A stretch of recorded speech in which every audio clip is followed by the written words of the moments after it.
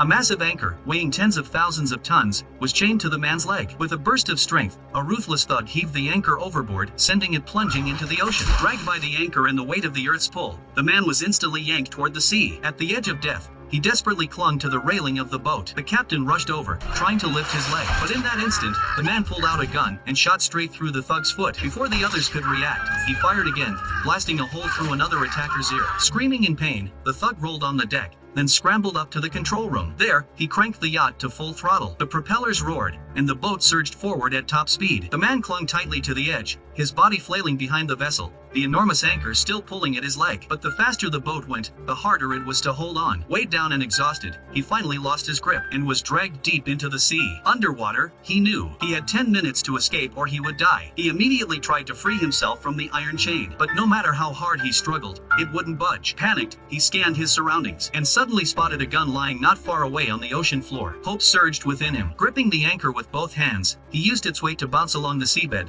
lurching forward like a heavy-legged rabbit, heading toward the gun. At the very last moment, his lungs ready to burst, he reached it. He grabbed the weapon, aimed it at the chain on his leg, took one final deep breath, and fired. The chain snapped. Freed, he kicked upward with all his remaining strength, breaking through the surface just in time, gasping, sucking in precious air. But he was far from safe. The thugs who'd thrown him overboard had vanished, and all around him was nothing but endless ocean. Exhausted, he clung to a piece of driftwood, floating alone. As despair crept in, a strange sound echoed behind him. It was a group of teenagers cruising by in a private speedboat. The man waved frantically, calling for help, but to his shock, they didn't stop. Instead, they pulled out their phones and started recording his desperate state, mocking him. Then, as a final gesture, they tossed him a bottle of soda. He caught it, unscrewed the cap, and drank every drop. And just like that, they sped away, disappearing into the horizon. Now floating alone once again, the question remains, will the man be rescued in the end, or will the ocean claim him forever? What do you think?